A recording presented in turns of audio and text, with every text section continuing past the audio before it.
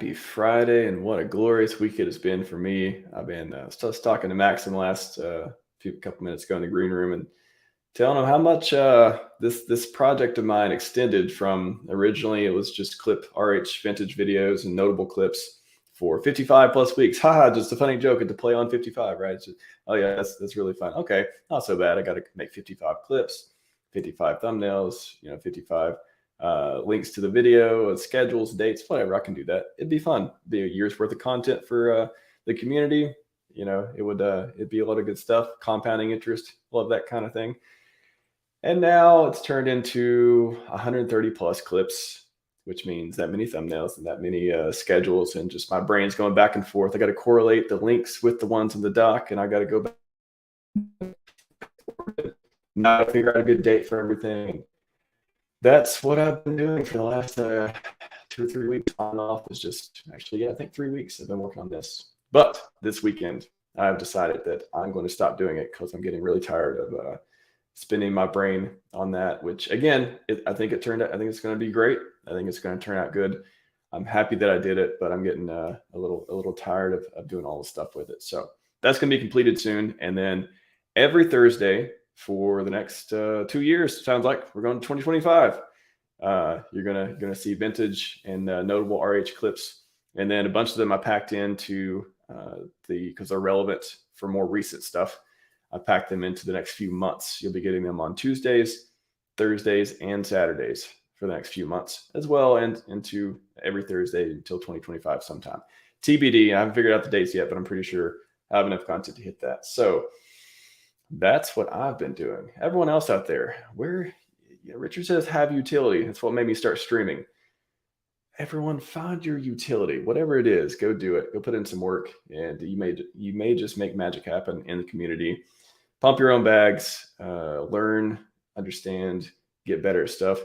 That's what we're here today to do. That's why I asked Maxim. He's one of the deepest thinkers in our community. And I wanted to, we've worked together on the wealth mindset 1 and 2 with Jake as well. And they turned out wonderful. So I thought, hey, why is it that everyone thinks they're going to get rich in crypto and they keep not doing it cycle after cycle? And I want to dig into that with him and kind of break stuff down, and even inspired him to write a tweet storm today. Apparently, we're going to bring that up as well and talk about it. So without further ado, let's bring him in. Maxim Broadcast, welcome to the show. Hey, thanks for having me. This is number 4 for you, I believe. I think so. 2 wealth mindsets, and then I interviewed you just you one time. So I think it's number 4 for you. Yeah, welcome back for the 4th time. Awesome. Yeah. I do freeze, by the way, from time to time. So they comment. I do every once in a while. There's internet lag, so I'll freeze for maybe 3 seconds or so, but it always comes back. Knock on wood, it comes back. So yeah, should be fine. Anyways, man, let's start with how what's been going on with you lately? What's the pulse of what you've been seeing in the community? I know a bunch of crazy stuff's been happening the last couple of days as far as bank runs. Are we saying bank runs in 2023? Insane. I know. But what's the latest, man? Yeah, I mean, that's an interesting topic all on its own. I think we are still in the bear market, and I've been really hesitant to jump on this bull run narrative that we've had recently. Not because I've felt like I know that we're not going to have a bull run, or that this isn't it. It's I really don't know. I've tried to be pretty public in that it's really not clear to me. I think there's relatively compelling reasons to think that we may see the bottom of the bear again, like meet the all-time lows or go past them. And I've also tried to be pretty transparent about my personal strategy, which is basically I saw how long the bear has been. I saw how far we've dropped. And so I bought I didn't go all in on the very bottom of what was the bottom of this bear, but around then is when I really started to put money in. And it basically was to protect me. I know I don't know exactly where the bottom is, but looking at some metrics, we're probably close.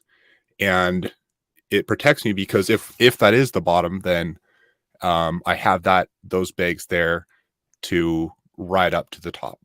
But I didn't go all in because like I said, I don't know where the bottom is. And there's some, what I consider bigger picture things, which I try to pay attention to. What are the biggest things that matter? What's going on with the Fed and the broader economy? And how do I think that will affect crypto? Some of it looks pretty bearish. And so there's a chance to see why we may have bottomed, but there's a good chance that we may not have. And so I don't want to go all in. And so I kind of feel in the position, if we've hit the bottom, maybe we go down a little bit and then we just ride back up. I feel really good. But if we break all-time lows, I can still take advantage of that. And it's really simple in my mind and pretty straightforward.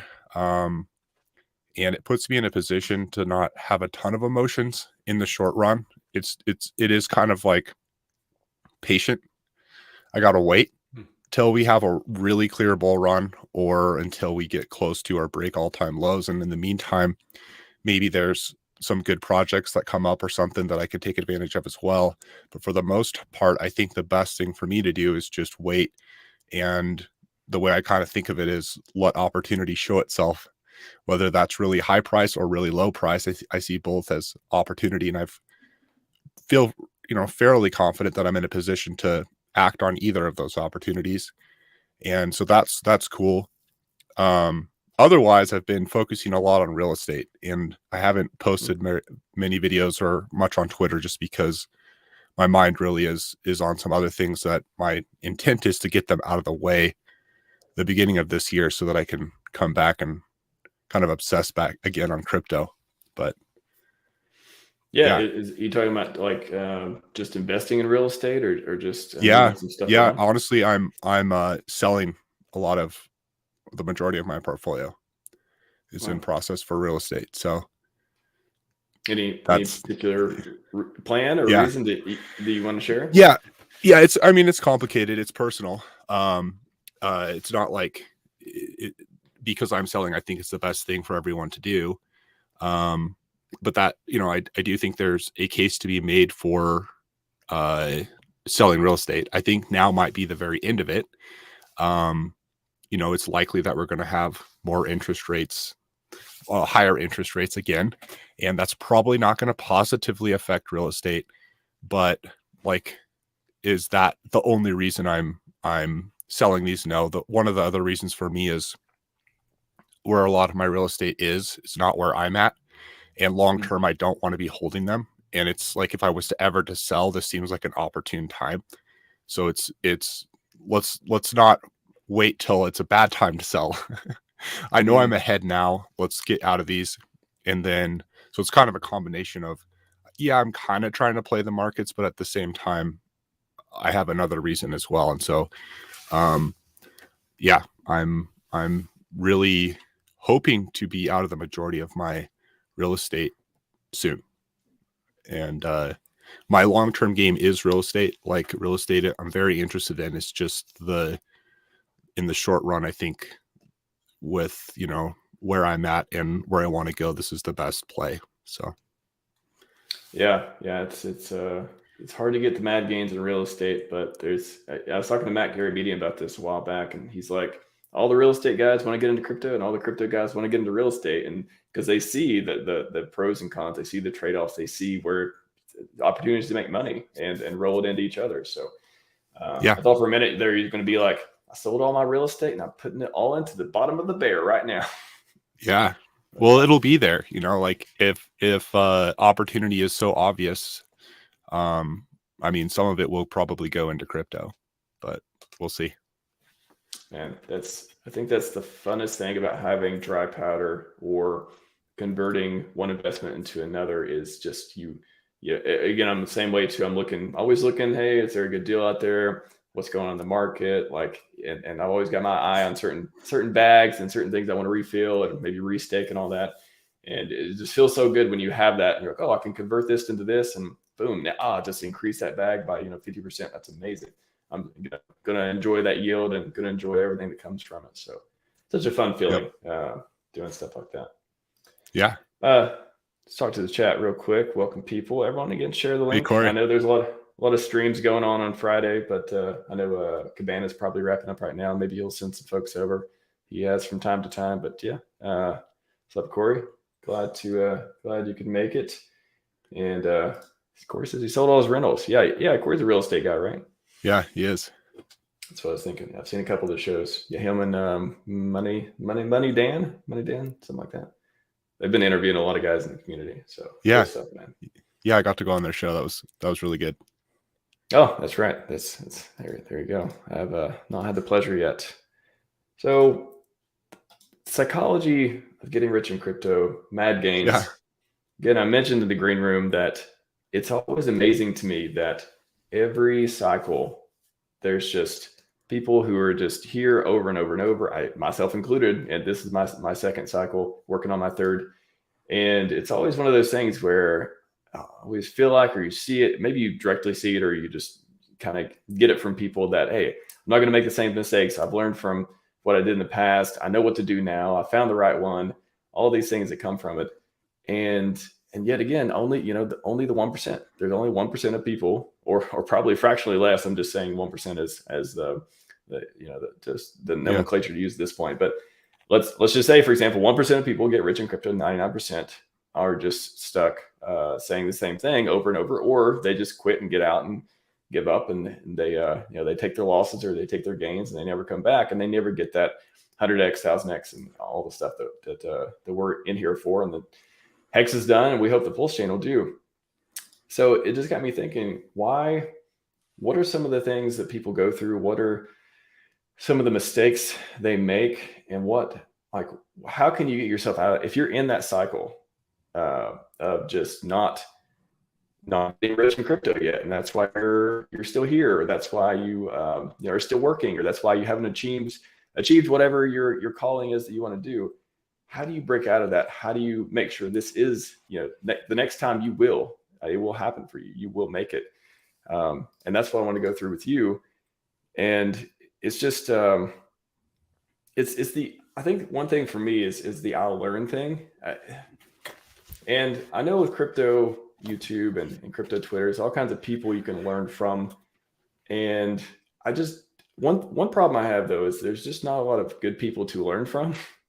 I've not throwing any shade at anyone, but I've watched a lot of streams, and I've tuned into different shows, and across not just Eric talking. I'm talking broadly in crypto, as well as just across the space. And there's a lot of people trying to teach, but I don't think a lot of good information out there. So it's kind of like getting into, I'm going to get in this crypto. It's going to do good for me. I'm going to stick with it. I'm going to be loyal. If you, as Richard says too, if you buy a scam, it's a scam. If you listen to people who aren't good teachers, you're not going to learn a lot of good stuff.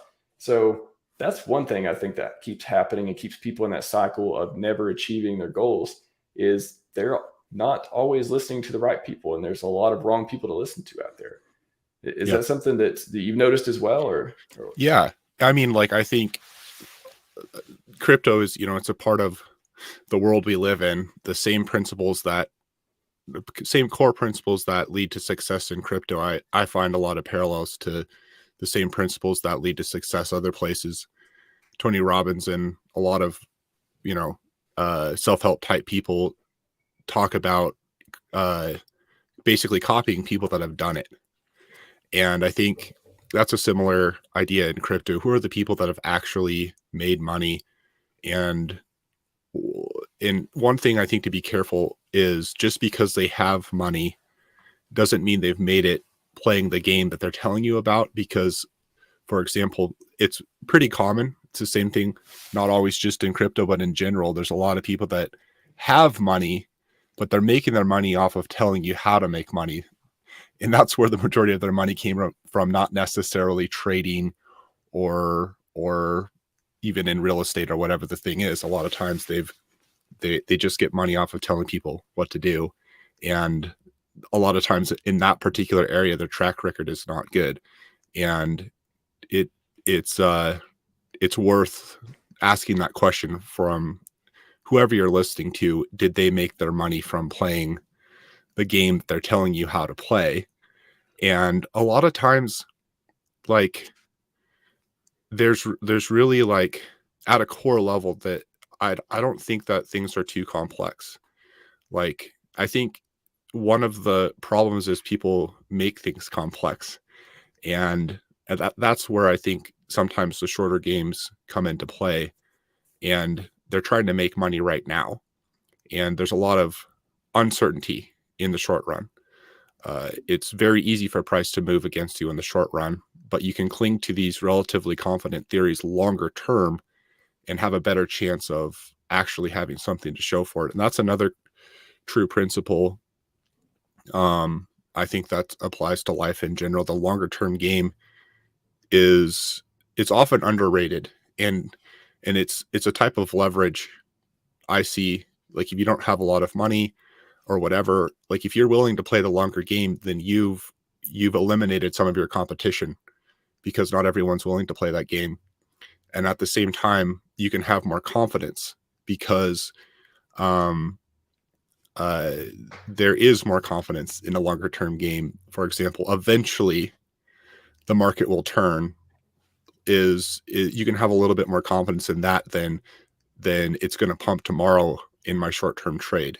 In a lot of cases, so you can bet heavier on it, and but it's not really that complex. And I remember when I first saw there was a Quora post, and it was like from 2015 or something, but it was asking crypto millionaires, tell your story, and a lot of them basically just got in on good projects early and held. And that's something that's really just hit me. Like, everyone's trying to play these crazy, complicated short-term games when the wealthiest people in crypto, for the most part, either created their project or got in on it early, or when it was massively depressed in price and just held. Those huge ETH wallets, those huge Bitcoin wallets, the huge HEX wallets, the great majority of them, that's really all they did. And it helps me try to know where to put my focus. Let's put my focus in on times when the prices are massively down, and consider new projects. Are these good projects that are going to last over time? And if I get one of those right, then, and I don't sell too early like they didn't, then I have a chance of being one of those people. And that's not, to me, that's not a really complex thesis. And there's it's the same thing of life. There's the 80-20 rule. 20% of things of actions give 80% of the results. And it's really worth, and it's one of the things that I try to remember. And it's one of my, if I can keep that on the forefront of my mind, what are my goals? What am I working towards? And what are the 20% of things? What's the most useful thing I can do now? Or when I'm looking at crypto, what are the biggest things that matter to decide if I should be buying or selling, or which project to buy? And just try to pay attention to those things. It simplifies it. There's a million ways. There's an infinite number of ways to do things wrong, and there's a few ways that are really productive. Trying to just focus on those can really simplify the process, I think. Yeah, I think that the passion and marshmallow test, sort of as you alluded to too, just being able to, it's no wonder that all these, 401k, IRAs, there's these programs that have been around forever that get you to lock up money with you can end it, you can end your IRA stake and all that when you want, with a penalty, but they heavily incentivize you to not sell, to hold on. It's almost as if there's a secret of, if you hold on long enough, the price will go up. You'll keep money. You'll keep money in the system. It's good for the economy, all that stuff too, especially when you got tons of people doing it over a long period of time, making money through their jobs, and you'll have something for retirement. That's the base level of holding. And then you got something like HEX, which is just takes that and says, hey, we'll do the same thing as, like a CD, like the other kinds of holding products and stuff too. You hold on to it, you don't sell it. Bigger pays better, longer pays better. We'll give you yield. And it's just one of those things that just locks you in. And it's not like you can't sell. It's not like you can't end the stake. It's just, it puts a penalty there to make you think twice, to make you think, hey, why am I in this? Why did I do that? Is it worth risking this? And if not, and you're still in control of it, but at least it incentivizes you to the truth engine to do what you say you're going to do. And that's why too, it's, it saves you from moments of weakness. It puts a price on you on ending early. And that's one thing that, I love Hedron ecosystem of HSIs. However, I would, for myself, and I heard Coffee talking about this on a recent video he put out too. And I was like, wow, I almost feel like I was the only one for a while. I'm like, I don't want to put my retirement bags. I don't want to put my big heavy bags into HSIs because I don't want to have that moment of weakness when we're down or something happens or whatever it is, and not have anything to stop me from trading it away or selling it to the contract or whatever it is. I want to make sure that I give myself the best chance to hang on to it. So I love HSIs for everything else. I hope they build some. I'm going to talk to Gold Key in a couple weeks or so on the pool party token and pool party system and all the trustless staking stuff they build. I love all that stuff. And it'd be funny if one day they we have, whether they build or someone else, but I'm going to just throw it out there, a few ideas with him, one of which is have something where I've heard some people talk about it a little bit, even in the comments before, of staking HSIs, being able to collateralize baskets, Poly, attempted to do that with the auction system. However, this would be, what if in the future we have some platform where you can stake your HSIs? So there's all kinds of benefits and cool things that can happen when you tokenize stakes and things like that. But I think retirement bags, super important stuff, things you want to keep yourself from getting rid of. The base functionality is native stakes. And I think Richard too, I've been clipping a bunch of his videos, as I mentioned, and I've came across him talking about describing tokenized stakes. And I think that he would have built that into Hex had he not wanted to launch just ASAP with the MVP product and just get it out the door. Say he had another 6 months or a year to work on doing stuff for Hex, we could have seen like, hey, tradable stake or not tradable stake. You could have seen that option in the staking portal. I could totally see that. However, that wasn't part of the baseline project. And I'm kind of happy about that. I think that's was actually better that he didn't build everything into Hex, because one, it got the community involved. You get people building products around things like Hex and PulseChain. They tend to want to, stay around, like the product more, bring more people in, have their own flavor of products. Maybe there's more tokens, and if you like that kind of stuff. And two, I think saved a lot of people from themselves. I think, I don't have any evidence of this, but just thinking of if you could have done tradable or not tradable, how different the whales would be in Hex now, and how it could have changed the landscape for that. So love HSIs, but I don't think they're, for me, they're not, I wouldn't use them for everything. And that's like Coffee said in the video too, that was a really interesting point that he made for it as well. Yeah, I agree. It sounds like not stacking your fridge with cake if you're trying to go on a diet. Like, what you're giving yourself an option that you already decided is a bad option. On the other side, personally, I like optionality, but it's a weight. It's a weight between the two, I guess, as far as do you trust yourself versus not? And it's interesting. I think the HSIs are probably one of my favorite parts of Hedron. It's interesting too that the HSIs don't directly pump Hedron price or anything, but I think that optionality is really cool. But I agree at the same time. If someone's gonna blow their whole stack at the bottom of the bear and they're afraid that they might do that, then maybe that's not the best thing for them. Yeah, I can't think of the best example in my mind right now, but it's one of those things where the flexibility, and there's so many parallels. I don't know. The first thing that comes to mind is like, well, I was going to use some kind of like gun analogy, but I haven't quite worked it out, the best analogy, but it's like, hey, do you want this thing with no training and maybe you could shoot yourself with it? Yeah. Well, I would like to have that, but at the same time, I would think that it would be better if I didn't have it at this point, because maybe I'm experienced, maybe I'm not.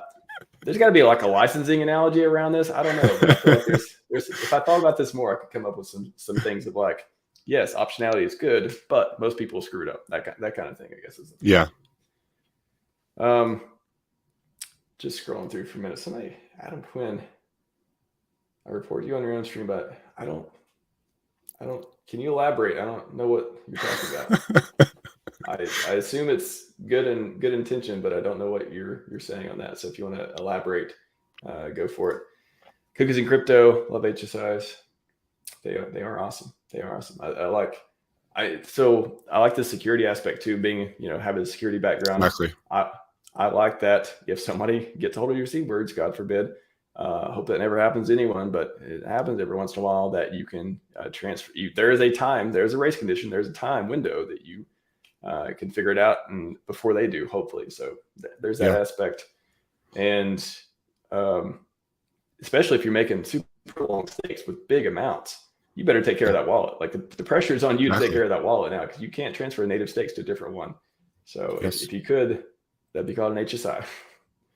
So I wanted to, anyone out there who knows about computers or the browser world, I want to do this quick native versus HSI. It reminds me of the SOP, same origin policy, and CORS. It's the CORS. So if anyone wants to look it up and learn about browsers, it's actually fascinating for nerds like me. But when the web is young and people are designing browsers not to be like the security train wreck, because a browser is just something that can just execute code on your computer. A website just executes code on your computer basically, and the browser is this container for it, and it tells it what it can do and what it can't do against other websites. So the same origin policy is this foundational policy of saying, hey, you need one website cannot like talk to another website. Like it can't steal the cookies. It can't mess with other things unless, these other things apply. It's very strict and narrow. But eventually the modern web was like, okay, let's implement CORS. Let's cross origin request something. And it's basically like, you know what, we're just going to poke this tiny little hole in the same origin policy. We're going to let websites talk to each other, but only if you scope it narrowly. They can only, API.hex.com can talk to hex.com because, they scope that way. Otherwise they couldn't. So I think I guess the analogy is HSIs are like this surgical poking the hole in the save yourself from yourself, the non-portability feature, which came out to be this, flexibility and added features later on. So just wanted to throw that nerd point in there in case anyone that knows about computers is listening. Probably no one cares though. So let's talk about this stop. Actually, let me pull up we'll get into what stopped people from getting rich here in a moment. But you did a tweet storm that I want to bring up too. Get the people going with this one. Let's see. I got that Will Ferrell meme in my head now. I had to. Let's see. Pull up your Twitter and share screen. So it sounds like you got thinking once, I shared the doc with you with a lot of the ideas and stuff I have for the stream, and you were thinking about the markets and otherwise, but yeah, you want to take us through your thinking on this? I'll kind of scroll down and riff on it a little bit.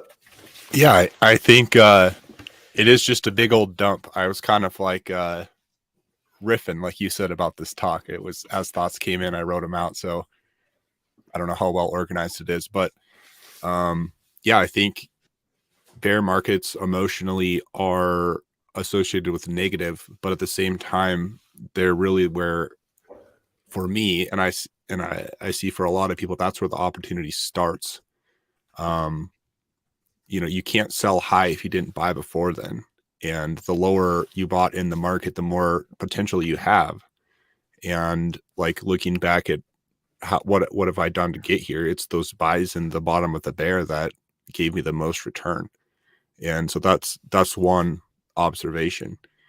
And like I said there, people don't feel like oftentimes really paying attention when price goes down and down. But the more it's going down, a lot of times that's really the better risk to reward. Like as the price goes down, if you don't think it's going to go down forever, then it's more likely to be close to the bottom. And as the price goes down, as less people pay attention, your competition is lower. Your dollar is going to go farther.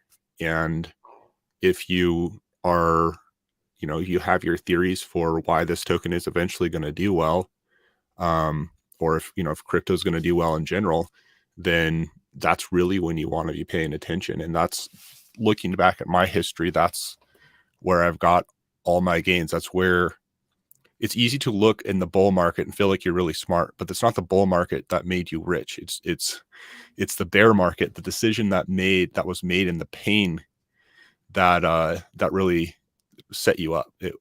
And you don't get attention in the bear when you're buying the token that everyone hates or something. Like when I was buying Hex in a bear market, right when it first launched, you know, I didn't look smart. But at the same time, that's what I would tell other people is, you know, this is when you can make that pain trade and have a real chance of actually having something to show for it.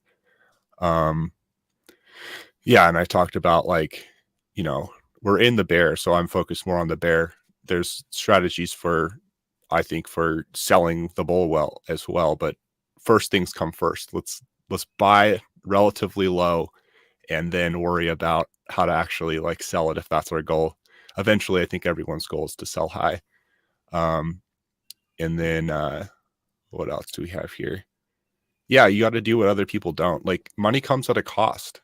Like, if everyone would do it, it would average out and there would be no return. Like, I think that's true. And crypto for me, the biggest cost has been buying into fear, basically.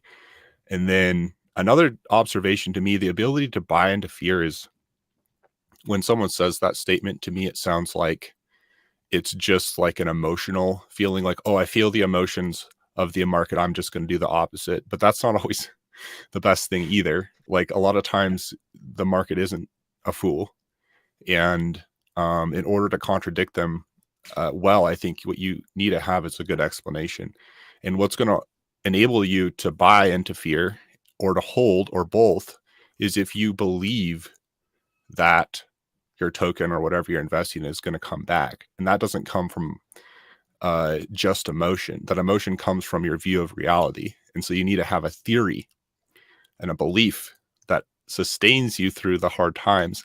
And so focusing on what is your theory, building that up is really valuable. And so what can happen is a lot of people just listen to some random person talk and buy it because that person says, and their ability to hold is really related to their belief in what this person said. And that's usually leads to weak beliefs. And since they don't have understanding either, they don't know how to tell if that project's actually failing or not. And if they had a theory themselves of why they think the project's going to do well, they'd have some things to look to suggest that they should keep holding or buy more. And like, focusing on your own explanations, I think, is really valuable.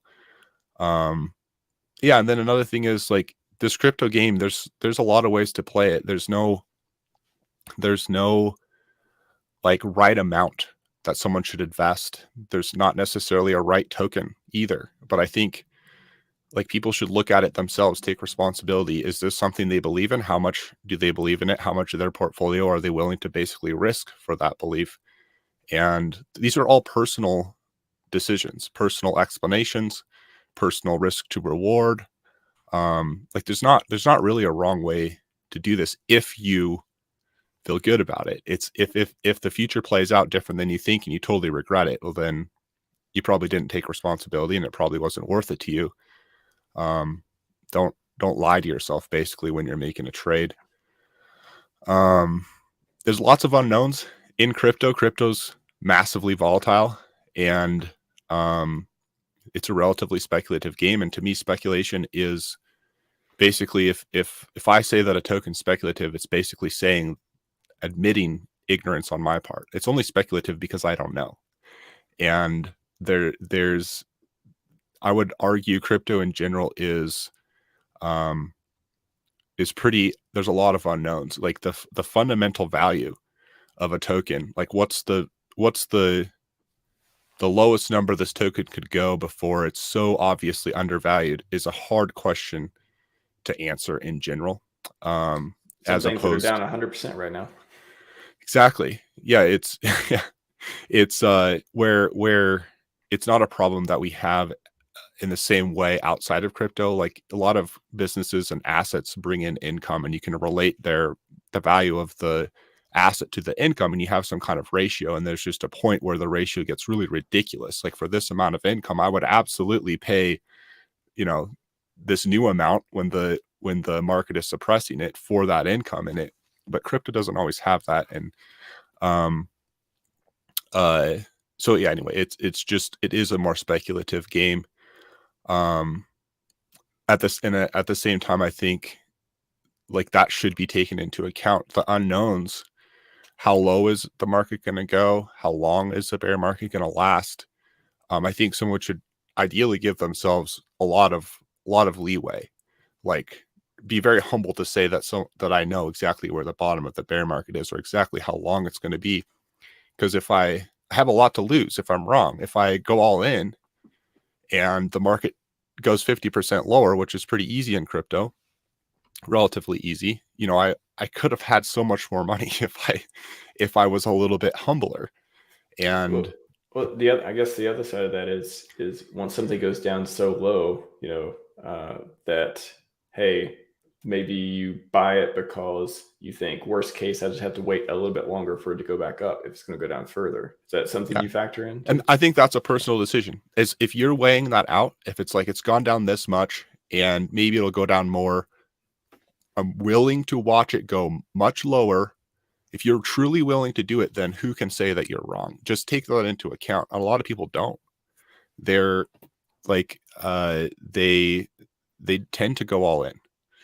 It's a tendency. Like, and I talked about that there too, but people listen to someone talk about a new token, they start learning about it, and the instant that they hear about it and they get excited about it, they want to put all their bags in.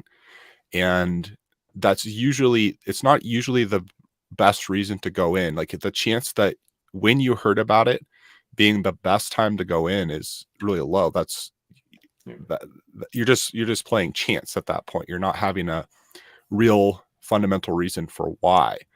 And I think it's worth asking yourself, if you just found out about it, did everyone else? Are they buying it just like you? Maybe you should wait a little bit, or put some in. Just leave some room for a better entry, even if this token is a really good token. Is there a correlation between positive feelings, excitement of a new project, and like going all in or making an investment? It's like, I guess the inverse would be, do we see people hesitant to make investments when the market is down and feelings aren't so positive? So that's why most people buy the top or buy the middle or don't buy the Absolutely bottom, at least. Yeah, I think that's maybe a point too. Yeah, I think like market, I think at a fundamental level is emotional. Like it's really obvious in crypto because it's so speculative. What people have is basically intuition, and which is like their emotions are saying, or telling them one thing or another. There's fear of drop, like pushing people to sell, and then there's fear of missing out, pushing people to buy, and people tend to buy FOMO and sell the fear of drop. And in some cases, like maximum fear is where the best opportunity is, and to buy, not to sell. And then maximum FOMO, when people just feel like it's going 10x higher after it's already gone 100x or whatever, that's when it was the best time to sell. And so the market is emotional, and yeah, in a lot of cases the peak emotion is when you want to counter trade. It's the best time to counter trade. And it's the problem with it is that it becomes very psychological, and it stops being based on any fundamentals. It's just people have seen a chart go up and then up and then up, and they've seen that pattern happen, and the feeling that it's going to happen again becomes stronger each time.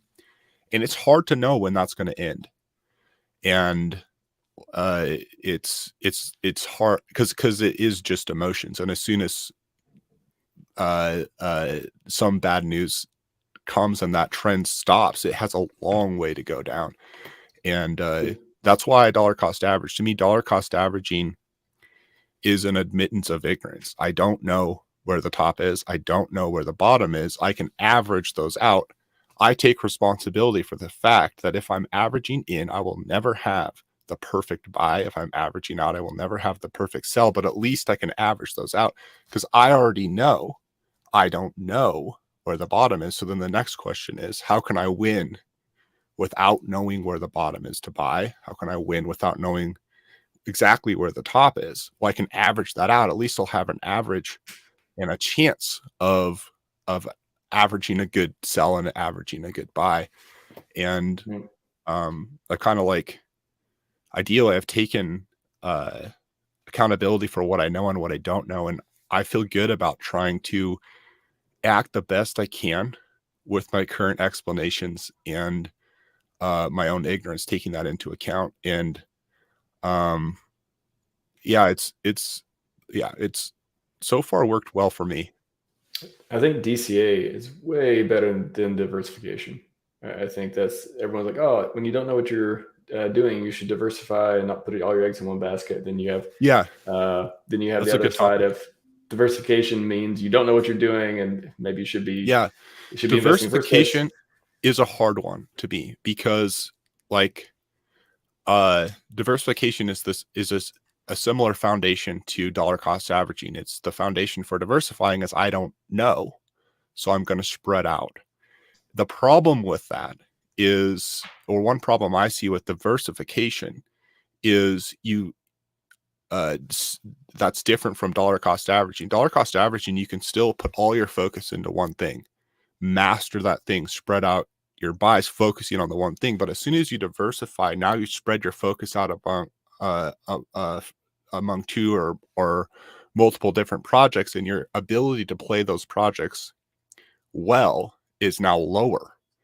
And there's only so much focus we have, and focus is another leverage. Like if we can understand one game very well, in a lot of cases, you're going to do better than playing multiple games, mediocre. And it's not like I'm against diversification, but I do think that it is a side effect to diversification that is really worth counting the cost for. And I just think it's true. And there's different kinds of diversification because you can play a game that's active and master that game and have passive games on the side, so they don't take a lot of focus, but they're uncorrelated from your active game. And that way you're diversified, but you still have your focus. And I think that's kind of how I think of real estate for myself. It's a more passive game that I can set up on the side and keep my active game going. It allows me to focus on this other game. Yeah, I think when I talk to all kinds of people, and of course, being RH maximalist, I've placed my bets. My bets are in this ecosystem. I don't want to diversify across crypto ecosystems. However, there are a lot of correlated and positive feedback loop products within the RH ecosystem outside of the blue chips that are really special. Hedron, of course, is the one we've talked about a lot.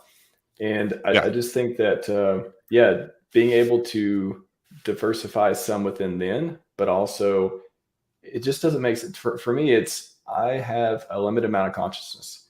And when you're trying to go out and learn about all these new products, all these new things coming out across ecosystems, to me, it's just much more simple, effective, limiting the amount of time and stuff you need to relearn. If you just focus on one ecosystem, mostly at least, for me, it makes things so much easier because now I know people in the ecosystem. I see their products coming out. I see how they're related, and everything kind of fits together and makes sense, or it doesn't, and I don't pay attention to it. So for me, it's just it just helps me with my focus and helps me learn and go deeper in the products. When I don't diversify, I don't go in other ecosystems. I look within this one, and it depends on your goals too. Maybe if you're the type of person in crypto who is the money maximalist, and what they just, you just want to be, I'm not saying, and I'm going to describe a few different personalities or personas, but they're not all necessarily related or similar. But if you're the person who just wants to get the quickest gains, you're looking for that 6-month pump and get out, get your 10x, get your 20x, get your 50x, whatever it is, and you don't want to play the long-term games, or you want to try to time the market, or you want to do all these things other than say, I'm going to find a good product. I'm going to put, my eggs in that particular basket, and I'm going to watch those eggs multiply with money printers. There's just so many reasons why the RH ecosystem and the products surrounding it, the ones that have, true value and just accumulate, like just yield bearing assets and tokens, and the people who are making this stuff, you see that they have a vested interest in making sure not only their products are successful, but the blue chips themselves. If Hex goes to zero, Hedron goes to zero, and a lot of other stuff does too.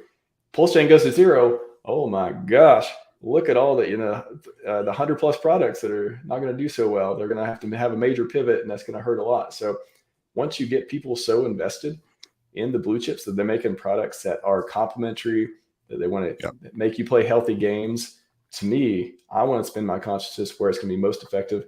I'm going to take my money where it's treated the best, and that is this ecosystem. Best one I've ever seen. I've been around in crypto since 2016. This one is by far the best one. Yeah. I mean, it's the same thing. I don't want to pretend to know what's going to happen. I still feel Hex is the best risk to reward personally for me. It's the most likely to come back after the bear market, because there's a lot of long shots. That's like, if they come back, they could go very high, but the likelihood they're going to come back is hard for me to bet heavily on. But Hex has a pretty awesome ratio of in my opinion, a relatively high likelihood of coming back and having a good return at the same time. And yeah, Hex is currently my best risk reward play. And another thing I feel like might be worth mentioning is like if you get one of these right, at least historically speaking, basically if you buy a good token in the bear, like that's all you have to do. We kind of talked about this earlier, but you can have a very good reward from that. And it's a bummer that people waste so much focus, chasing random projects. Like, try to get one good project, find, like, put your focus there. That's all you have to do. And you can just focus on that one thing, buy it at a good time, and sit back. And it's as if they need more. And like, the potential for just that alone is so high. You don't have to add more risk than that in and start adding these short-term games. And you already have so much potential relative to the majority of the outside market, outside of crypto. I feel like people add risk unnecessarily, and they're just taking their percent chance of an actual really good return down by adding so many extra unknowns onto their game. There's people screaming at you right now. But there's all these extra tokens. There's this new project coming out. But what if it goes to 100x? And I would just say too that what if it doesn't? What if you take your money out of one and it goes to nothing? And do they have a founder that's Richard Hart? Do they have a billionaire genius founder that's already had a successful project? Yeah, you can do that. Like, I do that. But just realize, like, calculate the risk to reward. People don't, and I'm speaking for myself, it's easy to think like, oh, if this does 1,000x, well, then I have this much money, and not calculate the likelihood of that relative to some other plays, and put too much money there. And then also you're diverting your focus. Like, are you going to now follow this project and keep up with it well enough to know that, wait, now enough stuff has happened for me to see that this 1,000x is very unlikely? Like, are you going to follow it well? You can do it, but I would just calculate the cost and make sure that you're not really lying to yourself, and that the relatively confident play that still had a good reward, a likelihood of a good reward, you're not giving up for, you're playing Russian. You're putting all your coins on one blackjack number. Like, yeah, you're going to have a ton of money, but the chances are so low. Like, you don't have to play that game. And like, I don't want to gamble at this game. I want to have reasons why I'm doing it, calculate the risk to reward to the best of my ability. And I see so much potential return with a relatively straightforward, simple, kind of humble play. Like, yeah, you can make plenty of money. And I don't think people often allow themselves to settle.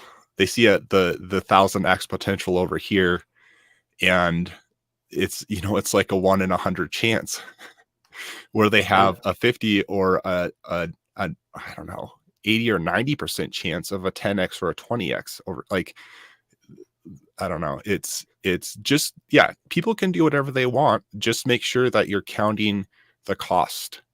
And a lot of people lose.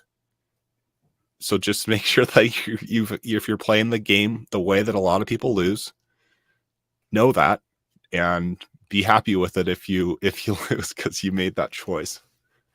Yes, I've said this for a while too about airdrops. I think they are the carrot. They are to get you in, get your consciousness there. And there's a lot of airdrops for healthy projects, especially the ones that have positive price feedback loops with the blue chips in the RH ecosystem. But there's a lot of them that are they just want to get you in. Hey, you got to do that, do this thing, free claim, or you hold this token, you get a free airdrop. And again, a lot of them are different. They're not all the same. Some of them are good projects. Some of them are unknowns. But I don't pay attention to a lot of airdrops because I don't want to separate. I want to spend the consciousness. Okay, now I got to go learn about it. Now I got to go to investigate. Now I got to do the risk reward, as you said too. And a lot of people, oh, it's free money. I'll sell it. I'm just investing in it. I'm just buying more. First of all, you're probably not going to sell it. If you do, you're probably going to, like, as soon as you start following, as soon as your favorite influencer starts talking about it, you're going to be in, oh, this person's right. Oh, my guy started talking about it. I got to buy it back now. And then you're going to start putting in your profile. And now you're going to become part of that group of people pumping this token, which, again, some of them have value. Some of them will be around for a while, and some are just not meant to ever do anything other than become a price chart of some sort that goes up until people want to decide to get out. So I think that the narrative is, oh, I'll just take it and I'll hold on to it, or I'll buy some more and then I'll sell it and I'll buy some more hex. It's like it's almost like I don't know what to call it. It's like a virtue signal almost. It's like, oh no, I'm actually doing the right thing. And it's like, you're just gambling. You're just chasing the shiny thing. You're just doing the pump. It's fine. Just don't lie to yourself. You can do whatever you want. It's easy. And I'm speaking from my own experience to feel good in the moment and not later. And a lot of times it's because I'm not really telling myself the truth. I'm falling for a narrative that I want to be true, that even part of me knows it's not. And that's where a lot of like that whole brain dump, basically, that this big tweet storm that we're looking at is, I think it's common sense. Like, I don't think I'm saying anything that anyone doesn't know. It's a lot of life it works like that. The simple principles are very powerful, and it's not always easy to follow them. And it's not because they're mentally complex. It's more because like emotions and pride and certain attributes get in the way of going the simple path. It really is more simple. I think part of it is distractions. I think there's so many, especially once you get on crypto Twitter, boy, are there some distractions. You're going to be seeing people talking about a lot of stuff. You're going to have to use that mute button liberally, and you're going to have to just really focus in on, and that's, we'll go back to what is stopping people from getting rich too. But I think one point from that is just you've talked about it before, not following the plan, just getting off on another path, chasing some shiny thing, or just having a plan, but it's really flexible. and I can no, actually, I think this is, you know what, my future self would want me to do this. You know, Yeah. I think, but I could take that, I could turn it into more of that, my actual plan. I could take it and turn it into more, and it's just hopes and dreams, and there's no calculations going on. It's just, this is what I want to do in the moment. Hey, I deserve it. I've been working really hard. I just why are you trying to tell me what to do with my money? People, all these things come out. Yeah, people don't want to think. Like people, it's hard to think. There's something about the process that people really want to avoid. And even though there's the potential for something that people want, which is a lot of money, thinking is one of the things that really helps you get it. And in this massive, at least looking to the past, world of opportunity within crypto, so many people have, because of lack of thought, just wasted opportunity and lost lots of money. And it's not because they're dumb. They're smart enough. They're just gambling, and gambling is chance. It's not thought. It's not creating a real personal theory for how the world works and acting on that. But if you want to set yourself apart, it's another leverage that you can play. You know, like having a lot of money is a lever. It's leverage. But thinking, understanding a project better than someone else can help you see opportunity when they don't. It's a type of leverage. If you're willing to think, then you know you have more opportunity than otherwise. And you know, if it's there for you, I think. It reminds me too of one of my favorite Naval quotes. Was it intelligence is you can base intelligence on if you get what you want out of life. Yeah, I agree. I think that's so true. That's like success. Like, did they get it? Were they really smart? Were they actually wise? Did they get that thing that they wanted? Like, exactly. It's so general. Like it's so general. And you can see, like, anything. I've seen that. That's one of the reasons I feel so confident. I don't know how much of it's coming across in videos, but intelligence alone, a high IQ. Like I've lived in university towns, and I've had, I would say, extremely high IQ acquaintances and watched them basically bring hell to their life. And the high IQ does not save you. The high IQ people fall for the same like personal issues that everyone else does. They can fall for pride. They can tell themselves, I've just seen this happen, like personal lies, clever lies. And they're able to create these clever lies because they're so smart. And the same principles that save everyone they need to cling to as well. And intelligence alone isn't what saves you. You can, I've seen too many really high IQ people live in it, like you're saying, look at the results, live in terrible results. And a lot of it, they just lie to themselves.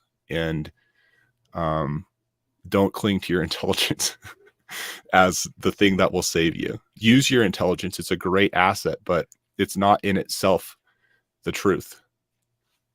Another cop out too is I think a fallback some people go to is, oh, it's just, they're about to make some decision that they don't want to think, as you mentioned, and calculate the risk reward. Oh, it's just crypto. It's supposed to be this gambling thing. It's supposed to be this speculative blah blah blah.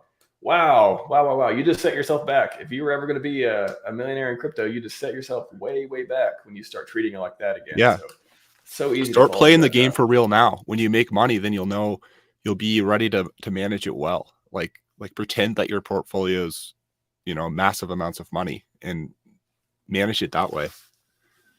Is it that, if you could see a stack of $100 bills of all the investments you've made in crypto, you could just see a picture of it. It's just shining on your wall all the time versus, and maybe, I don't know, there's some technology, it's 3D, you can touch it or whatever, you can feel it. It feels real versus just the digits on a screen. Kind of like using credit cards versus using cash. Does it just feel that different? Is it easier to spend on credit cards because you don't see the money flowing back and forth versus just gambling in crypto because they're just digits and you treat it as just a gambling thing anyways? Yeah, I think there's probably something to that. But that's another part of crypto too that takes a while to get used to, is the volatility. And like I mean, it's another, I guess, cost to the game is it is volatile relative to other markets. You're going to watch your portfolio drop. And even if in the long term you're right, there's somewhere along the way where you're going to watch whatever high point it was at, it's going to drop. And I guess maybe it's easier because it's just a number on a screen. I don't know. There was a point fairly early on when that mattered very little to me. Like I don't know exactly what it is. I think it's so core inside of me that is what I've accepted in order to play this game. I expect bear markets, I expect volatility, that it doesn't matter. It's like, well, this is just a point on the way to where I think we're going to go. I don't get too caught up in it, but mission driven. Yeah, I think that's a difference in thinking. It's mission driven versus, internet magic money thinking. It's do you know where you want to go? Do you have that plan? Can you zoom out and see what's going on instead of being caught up in whatever today's drama is? I think that distractions, again, just keep running through my mind on that. Yeah. Well, a few questions in the chat. I'll get to them in just a moment, but I want to wrap up on one other point, which is selling too early. So, yeah. For example, PulseChain sacrifice. If you put 10K into sacrifice and you let's say it does really well in the first week or two, it does a 10x, 20x, whatever, and then you just sell. You're like, oh, well, okay, that's amazing. I'm going to sell it now because what if it goes back down? Did you take any steps towards financial freedom with that? Like, the amount you put in is so small that why should, I mean, if your plan is to be financial free, if you're trying to make millions of dollars at least, and you got some number in your head where this is going to get me there, why are you selling it right now? I mean, like, you're trying to sell the dump and trade it in for more. Well, now you're just gambling again. You're not even doing your investment thesis. So how do you feel about people? Well, do you think that's going to happen coming up? Well, so I could have sold, Richard Hart's sold on a double, sold on that could have been me in Hex. I remember 13 times, I believe. 13. When my wife saw that Hex did a 5x and she was like, we should sell.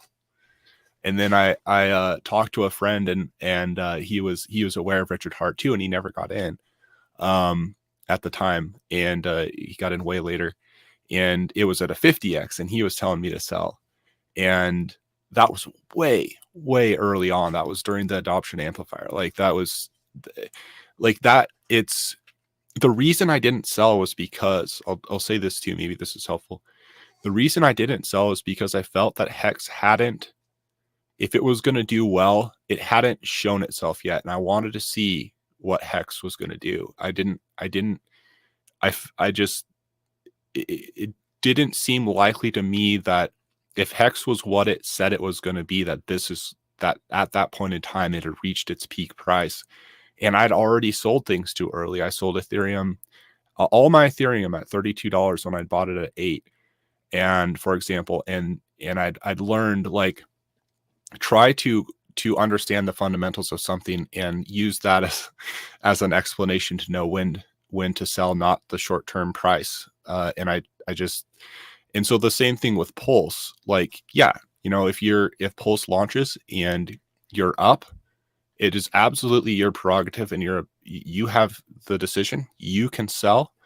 Cling to your own thesis. Like, do you think at that point in time it's realistic that that's the max Pulse price will ever be? Maybe you should sell a little bit. Like, just think it through.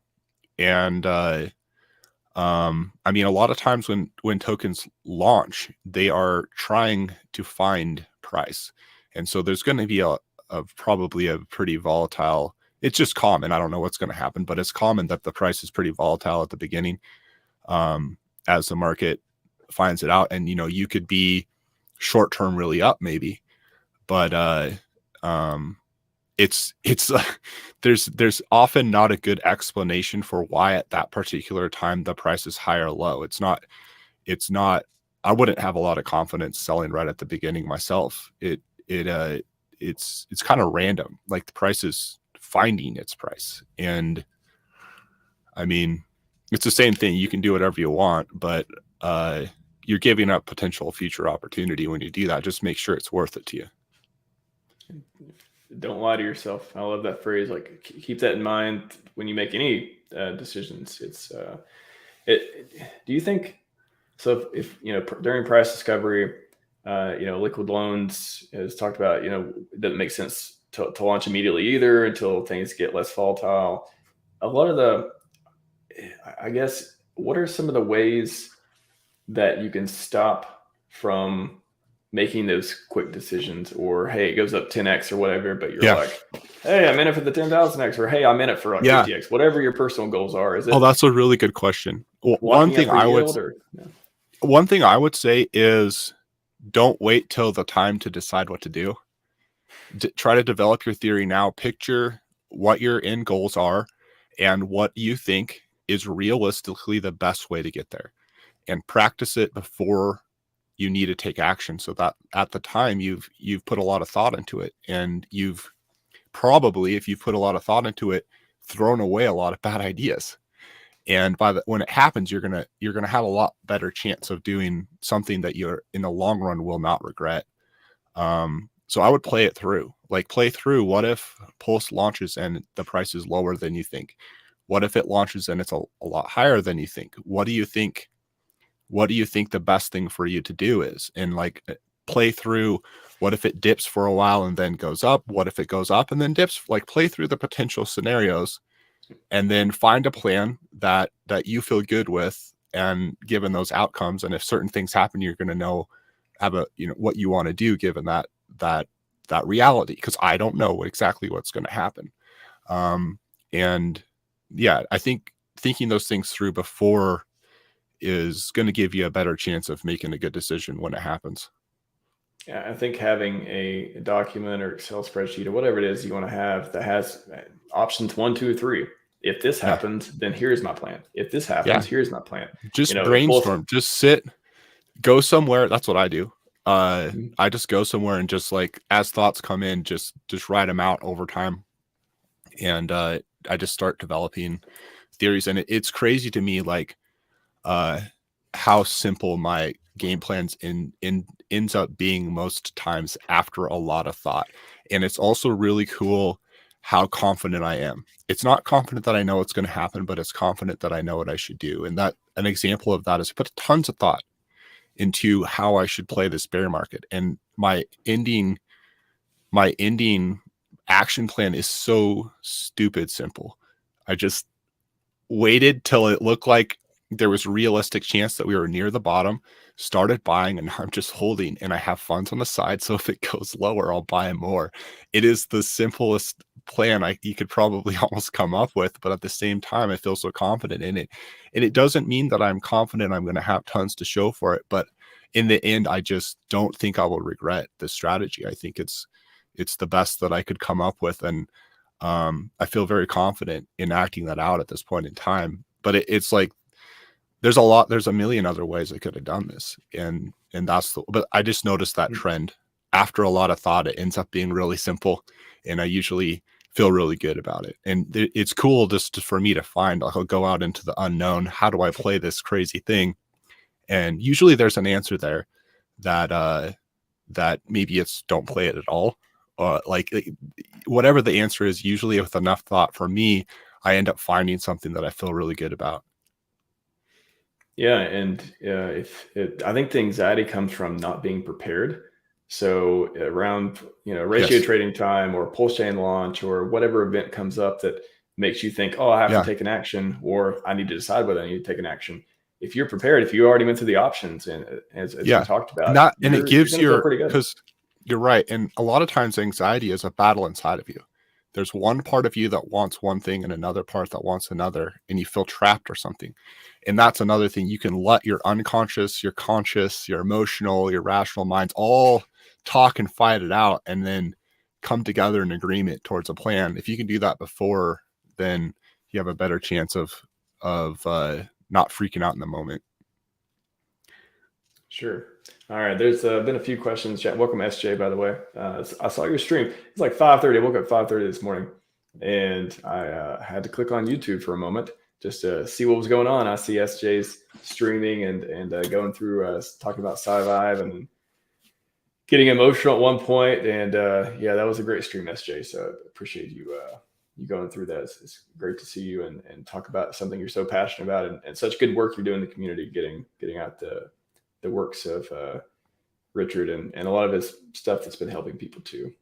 But I do want to go back to questions in the chat. I told him I'd get to them in a few minutes, and it's been an hour, so I guess it's time. Adam Quinn, with USDC linked to SPV, do we need to exit USDC? What do you think, Maxim? I'm curious what you think. Well, having never gave financial advice to anyone, never planned to do so, it has been, I've seen tweets, I'll say, especially Dipcatcher's been doing a lot of stuff on this recently. I think he said you should get into Hex, sell USDC for Hex, and I was like, nah. I don't know if that makes a lot of sense in different perspectives, but I like it. I like that you said it.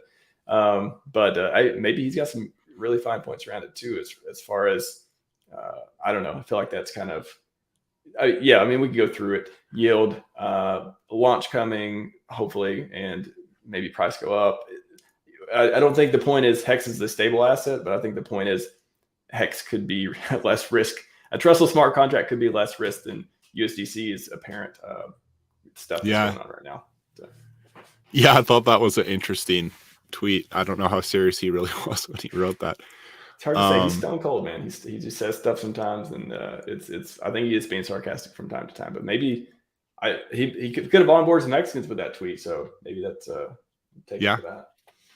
Yeah, I honestly am asking myself the same question, that is concerning. And it is, if USDC has issues, to me, USDC is a fundamental part, for better or worse, of cryptocurrency in general. And it's supposed to be the safe one.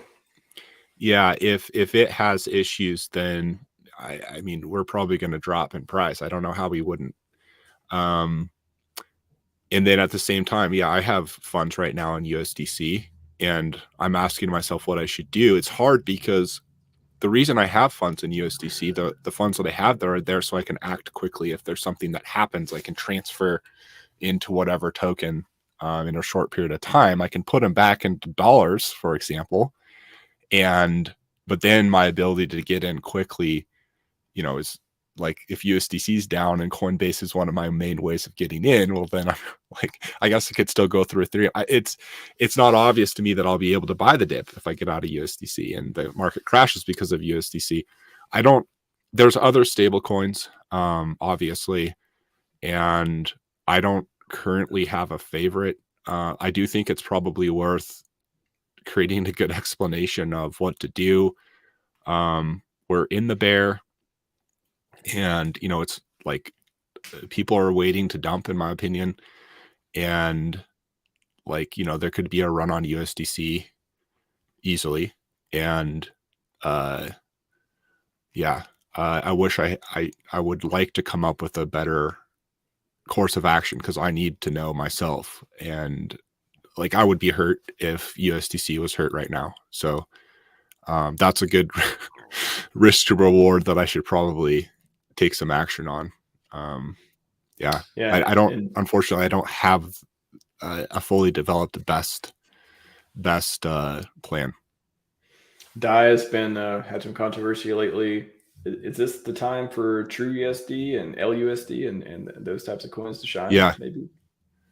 Well, I think I saw a tweet. There's a premium on LUSD over USDC. Oh, really? I was like, whoa. That's the what I want to do, what I wish I could do, is just take it out of crypto, take all my USDC out, put it in dollars.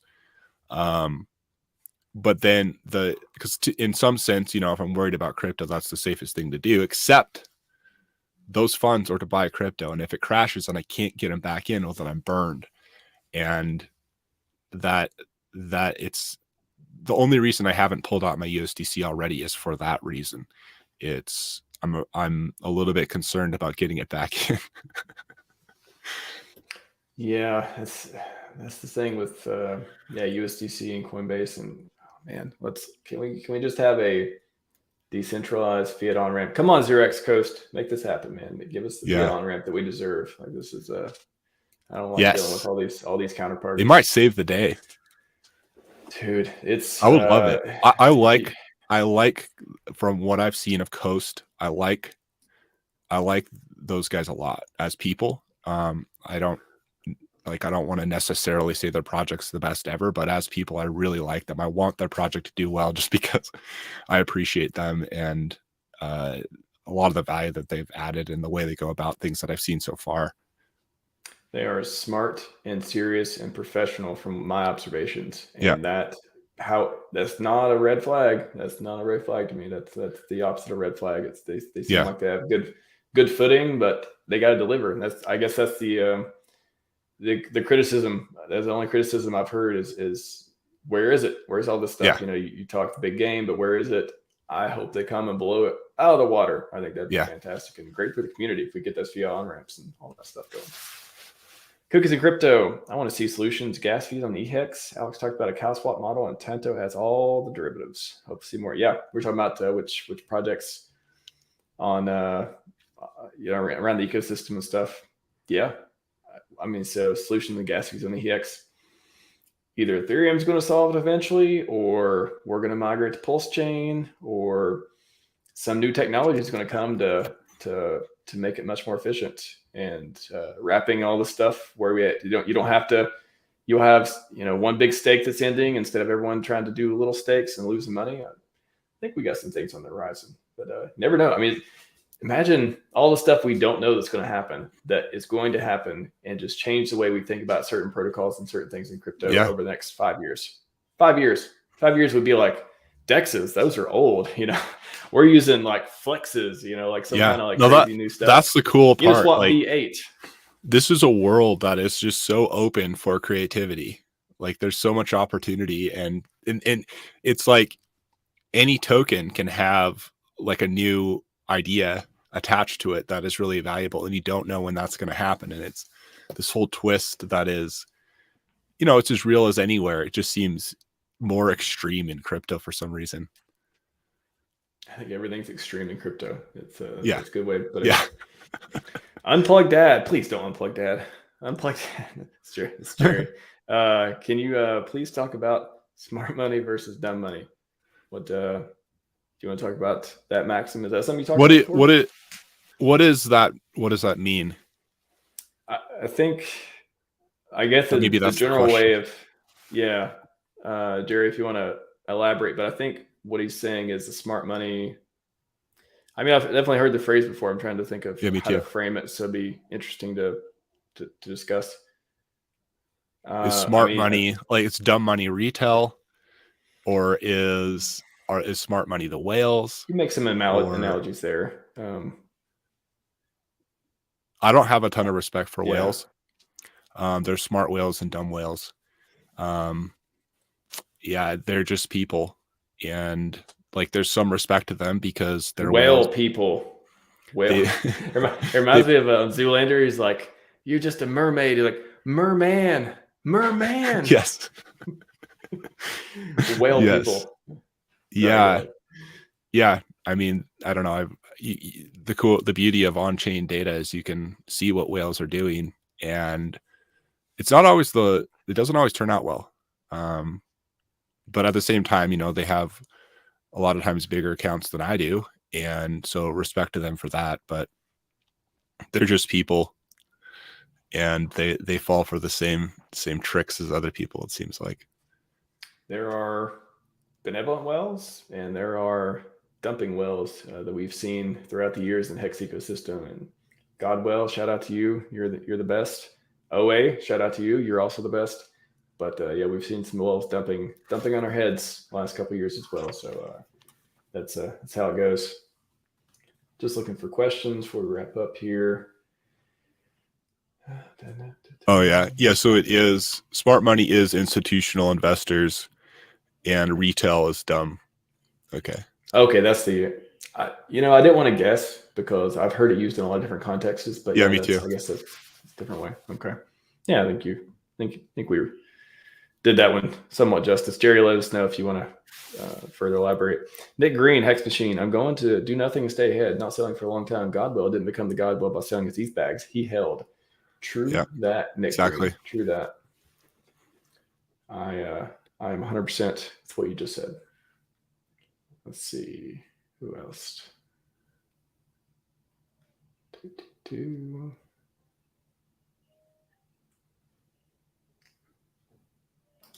Thoughts on gold coins? I don't know either one of these coins. Do you know either one, Maxim? I've heard of PAXG, but I don't know enough to talk about it. Gotcha. Yeah, we don't have any interesting notes for you on that one, Hex Squid, unfortunately. Roger C, is there a Flashloan DApp to pay for Hex in stakes?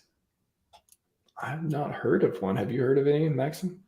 I haven't. That'd be interesting though. I wonder. That's a creative idea. Yeah. Huh. I mean, I guess it would be a loan in general. Anyone could take out a loan. I have to add it to the list to talk to Gold Key about some idea. That's not a bad idea. Maybe people are making fun of my red face. Problem is my camera.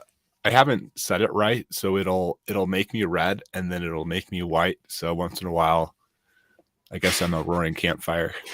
Yeah, you get to choose.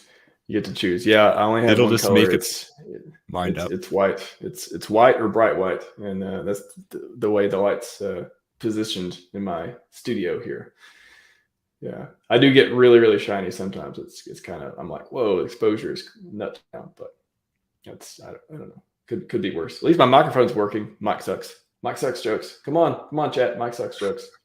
My mic sounds good. I think that's all we got in the roaring campfire. I see it now. Bobbly guy. Nice, man. Yeah, that's funny. Yeah, I know, man. You got to hit the replay gang. We went through quite a bit of stuff. It was a great stream as usual. Not that I expect any less from Maxim Broadcast guys. What do you want to take us out on, man? What's good? What's bad? What thoughts? Hey, man. Yeah. We're in a bear. We had a little run up, and now we're going down. But the way I think a lot of people feel is that down is bad. Down is opportunity. It can be opportunity, and that's how I'm looking at it. And I take comfort in bears, as like I said, the bear needs to come first. We could be in the bull run, and if you weren't there in the bear, then you're buying the top again. You want to buy the bottom, and I don't know where the bottom is, but we're well down from where we were, and I think now is the time to pay attention, especially if you're new and you haven't made a ton of money yet. This is actually probably to your advantage that we're going down again. And pay attention, look to the people that have done well, create your own theories, take responsibility for your own actions, give yourself a chance too. Like, don't talk yourself out of something. Like, historically, this game has resulted in money. Make sure that you're not also flippantly wiping this away as something that it's not worth playing or that it couldn't happen to you. There's nothing different about you and anyone else. If you're clinging to good principles and there's good ways to play the game, if you play them, then you will have the same results as anyone else. That's what comes to mind.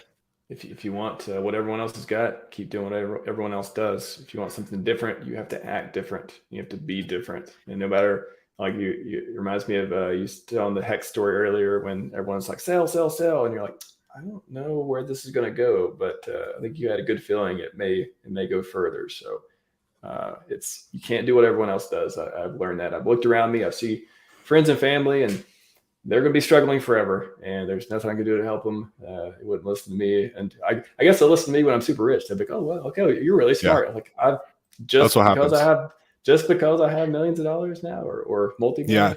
Once you made it, people want to listen, but when you're in the process of making it, you don't look special. It's tragic. It's the way it works. Yeah, but I guess it makes it even sweeter after you earn it, right? All right, everyone. Thanks for joining us today. Go follow Maxim at We Won't Settle Media on Twitter, Maxim Broadcast on YouTube. What else you got? TikTok, yeah, Instagram, OnlyFans. You got anything else? No, those are it. Yeah, Won't Settle Media on Twitter, Maxim Broadcast on YouTube. Awesome. Everyone, Sci-Vibe and 5555. We are out.